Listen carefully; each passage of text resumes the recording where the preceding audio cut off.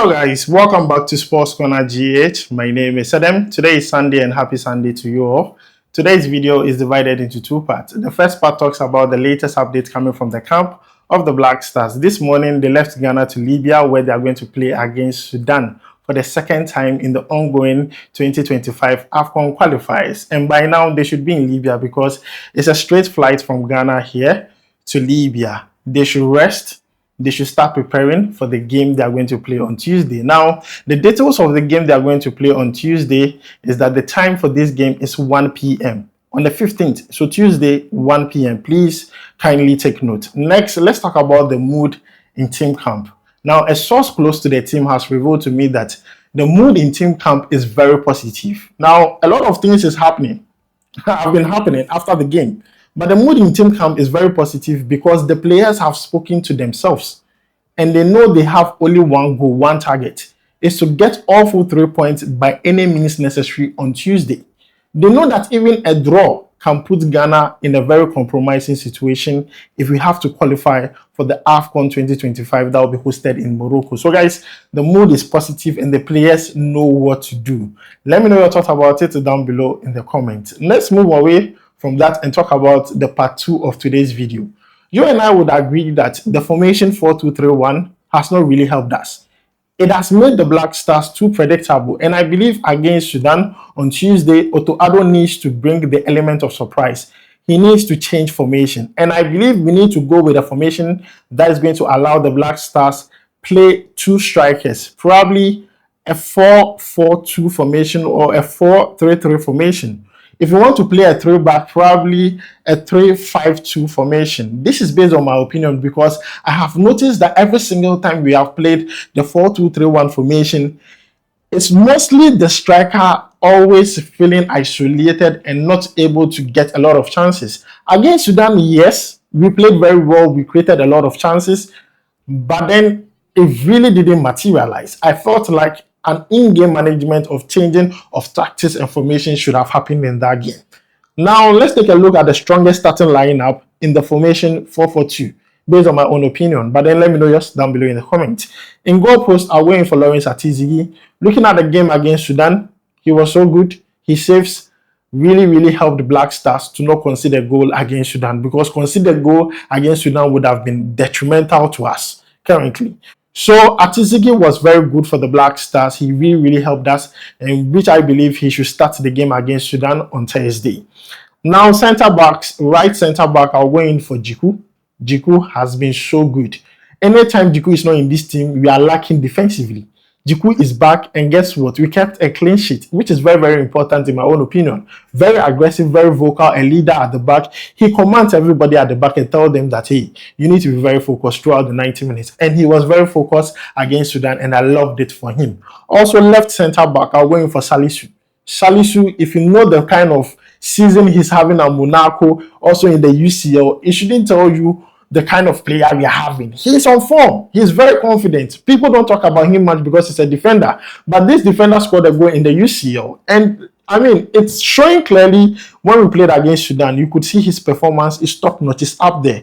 And I believe that pairing these two, Alexander Jiku and also Salisu, is going to help us as center-back pair. Right back, Ali Dusiedu all day. Ali Dusiedu all day. Against Sudan, he was our man of the match. And you and I would agree that defensively, Ali Dusiedu was there, 100%. But then one thing that impressed me the most was his offensive ability. Do you know one of the biggest chances created in the game against Sudan came from him? I mean, who would have thought that even the previous game we played, he scored a goal, and now he is on the verge of giving Black Star one of the biggest chances in the game against Sudan. I believe that Ali Dusiedu has really improved as a player in the Black Stars, and if he continues to work on his offensive ability, trust me, he's going to be one of the most sought after right backs in the whole world. Now let's move away from the right back, and let me add this to the right back. If Ali Dusiedu continues to play like this, Tariq Lamptey might not get a chance to play in the Black Stars. Let's be very honest. Ali Dusiedu is playing so well that I'm afraid Tariq Lamptey probably might start getting benched in the Black Stars. Now let's go to left back. Left back, Gideon Mensah. Gideon Mensah coming back was a breath of fresh air for us. At least we have a player who knows how to play that left back very well. But then I felt like in the game against Sudan, he really didn't give us 100%. I believe that going forward in the game against Sudan again on Tuesday, we need to see something different. We need to see more. But definitely, I believe he's going to start. And he should be part of the back four. The back four shouldn't change. The one that played against Sudan here at the Accra Sports Stadium shouldn't change, including the goalkeeper. It should be maintained. Now, let's talk about the midfield. This is where I believe some changes should be made. Now, listen to this. Against Sudan at the Accra Sports Stadium, we played a double pivot. We played Elisha Owusu and Ibrahim Suleimana as double number 6. But I believe that at a point in that game where we were having a lot of possession and when we were, in the opposition half trying to create a lot of chances, we needed a creative player. So I don't get why Majid Ashimeru did not start the game. And I know a lot of Ghanaians have been asking that question, that why is Majid Ashimeru not starting or playing as a number 8? Sometimes it has to do with tactics and formation. But clearly you could see the game that was played at the Accra Sports Stadium just needed a touch of Majid Ashimeru. So going into the game against Sudan on Tuesday, Majid Ashimeru should be in that game playing as a number 8. Because it is a game that I believe we are once more going to have larger chunk of possession, and also when it comes to chance creation. So you need a player who is also creative enough to be another avenue for creating chances. That is Majid Ashimeru. Number 6, it should be between Elisha Owusu or Ibrahim Suleimana. Don't play two of them. Don't play two players. It's like we are having too much of a defensive setup. Don't play two of them. We need at least one of them. And if I'm to choose, I'll go in for Ibrahim Suleimana, because to me he was more aggressive as compared to Elisha Owusu. I'm not saying Elisha Owusu is a bad player, but I just believe that when it comes to aggressiveness, Ibrahim Suleimana gave me that in the game against Sudan. But then Elisha Owusu was also good on the day. So the midfield, something has to be done about it.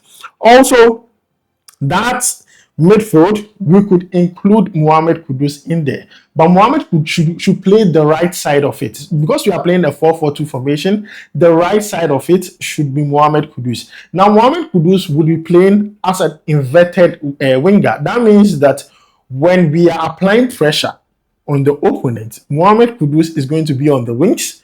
But when we are trying to defend, or we are trying to be on the defensive side, Mohammed Kudus is going to slot in into the midfield. So he's going to play 2 roles. So I believe he should be on the right-hand side when it comes to the pitch. So in that midfield, we're also going to have Jordan Ayew at the left side.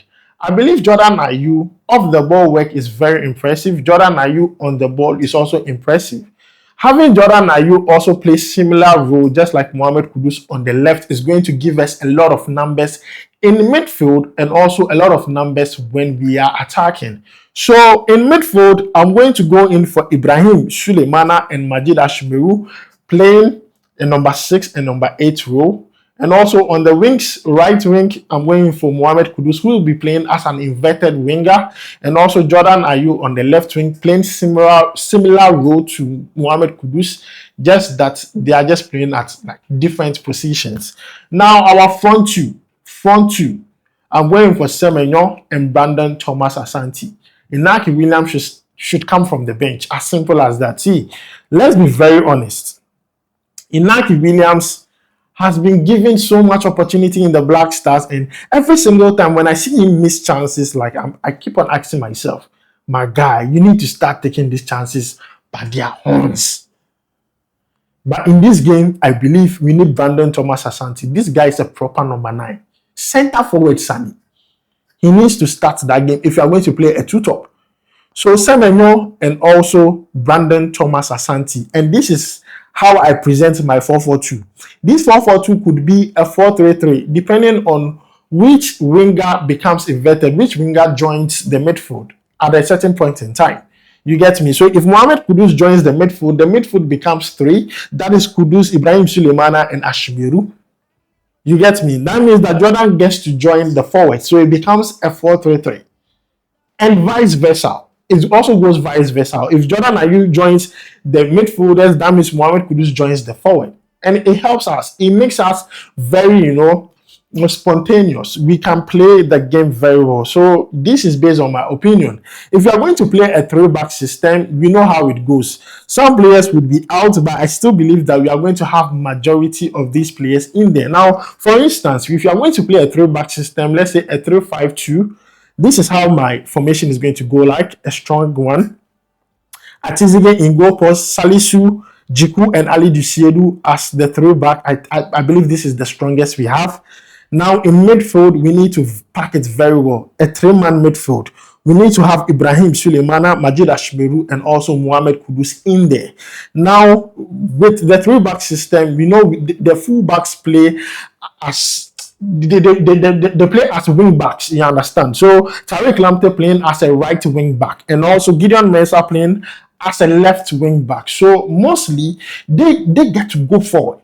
So if you are playing a three-back system, just know that your formation and personnel might change. And also front two are waiting for Jordan and Semenyo for a three-back system, Jordan and Semenyo. So guys, let me know how you think about this. I might be right, I might be wrong. So guys, this is the formation I believe we should go with. I'm not saying all these formations should be played, but I believe that at least we should go in for one that would allow us to play two strikers. So either a 4-4-2 formation, a 4-3-3 formation. That means a 4-4-2 can easily be a 4-3-3 formation, and also a 3-5-2 formation in case we want to play a three-back system. So guys, this is based on my opinion. I'm not a coach. I don't have license. So I'm just saying it from my view. Let me know yours down below in the comments. And also, players who I believe should come from the bench. I think Michael Bedu coming from the bench was very impressive. I want to see more of him. We want to see more of him. And also, Ibrahim Serik. I believe he should also be given a chance in the game against Sudan. I want to see what he could also do. Inaki Williams definitely should come off the bench. Brandon Thomas Asante, if there's an opportunity, should also come off the bench. Tariq Lamptey, we want to see these players come in and make an impact. There is 5 changes to be made. Otto, 5. Against Sudan, when we played on Tuesday, Kwesi Appiah made a total of 5 changes. Otto made 3. And the time he started making the changes, we need to start making changes in games early. Exactly at the 65th minute, changes should start. It shouldn't be like you are bringing 3 players. That kind of changes, I really don't understand it. That you bring 3 players at a go. You change your game entirely. You bring them gradually so that your game changes with the pace of the game. I mean, you don't bring 3 players. Boom. What are you trying to do? Otto, 65th minute, then you change small. Yeah, 70 something, then you bring like 2 players. When you are getting to the 80th minute thereabouts, you bring another 2. Hey, but it's not like you'll be bringing players 3 at a go. No. Otto, please. We shouldn't be doing that. But guys, this is where I end today's video. Let me know your thoughts about it down below in the comments. And let me know your thoughts about the change of formation. Which formation do you think we should go with in for? The 4-2-3-1 formation, the 4-4-2 formation, or the 4-3-3 formation? Or if you want to play a three-back, the 3-5-2 formation. Let me know your thoughts about it. Let's all be coaches for today. My name is Adam. I'll make sure to see you in the next one. Charlie, we go vibe.